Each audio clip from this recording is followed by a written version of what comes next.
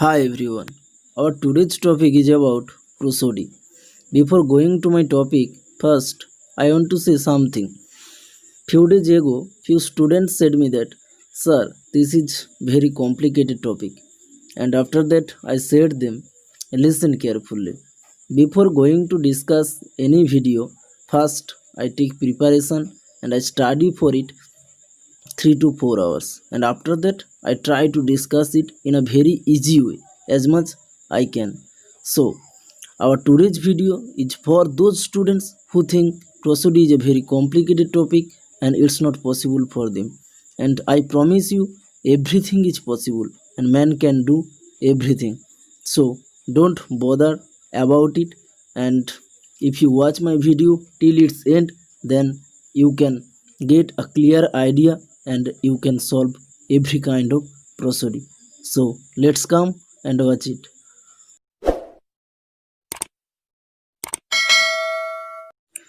Before going to our prosody question, first we have to know what disyllabic fit is. In disyllabic fit, here are four items. First one is iambus. What iambus is? When an unaccented syllable is followed by accented syllable. This is called iambus. And trochee, where an accented syllable is followed by an unaccented syllable. Spondy, here both will be accented syllable, and pyrrhic, here both will be unaccented syllable. So this is all about disyllabic fit, and now we will know what trisyllabic fit is. Here are three items in trisyllabic fit. First one is anaphased. What anaphased is? Unaccented, unaccented and accented. And dactyl, accented but next two will be unaccented.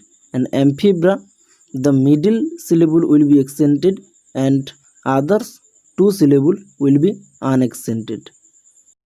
Line variation is divided into two parts. One is front part and other is back part. Front part has two items: acephalous, when syllable is traced, and anacrusis, when syllable is untraced. Look at the example. Wind is traced, so this is called acephalous, and off is untraced, so this is anacrusis.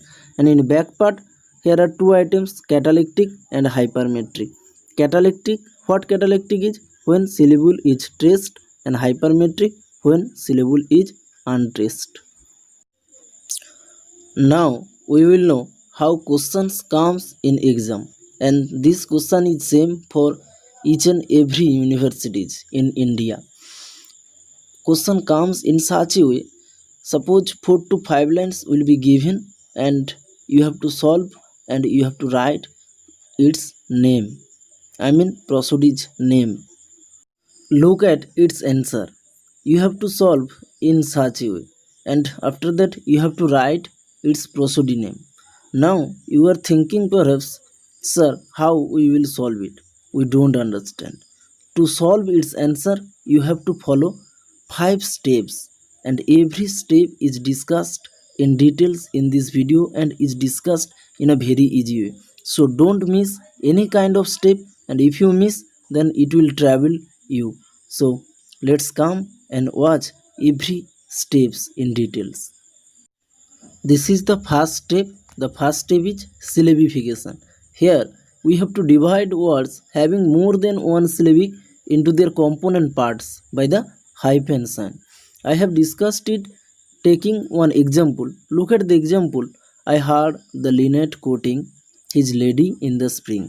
Syllabification. I heard the linnet quoting his lady in the spring. Suppose few were thinking, "Sir, in question there were written 4 lines, but here are 2. Don't think so. By thinking these 2 lines as 4 lines, you can solve. This is all about syllabification, and I think you are already known to it, because during our childhood stage we learn first how to divide words having more than one syllable. Second step, this is accentuation, and this is very important step, and most of the students are confused about this step. This is why I have made here 4 important rules that can solve your confusion. So don't worry and read carefully these 4 important rules. Now we will know what is accentuation. Here we have to mark out each accented syllable by putting a slanted stroke on its farthest vowel. Remember it, on its farthest vowel. For this line should be read loudly and intelligently. Now we will discuss which syllable takes accentuation and which doesn't. Firstly, noun, verb, adjective and adverb take accentuation. Secondly, root word is accented. Thirdly, preposition and pronoun are not normally accented, but for metrical reason they take accentuation sometimes.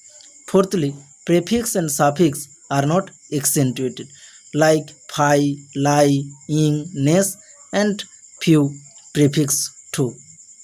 Now look at the example. This example is done following above 4 important rules. So this is all about accentuation and I think your doubt is clear now. Third step, division into feet. After syllabification, we have to count total number of syllables in a line, and after that total numbers will be divided by 2 or 3. If this is divided by 2, then this is called disyllabic. If this is divided by 3, then this is called trisyllabic. And still if you have any doubt, then read carefully above 4 points. It will help you to clear your doubt and to know much about what division into feet. And this example is divided by 2. So this is called disyllabic feet, and after foot division this example comes so. This is all about third step, division into feet.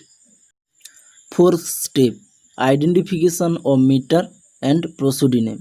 In fourth step, here are two parts. One is identification of meter and other is prosody name.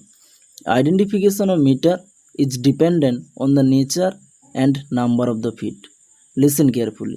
Identification of meter is dependent on the nature and number of the feet. Prosody name is dependent on the meter employed in the line. Listen again.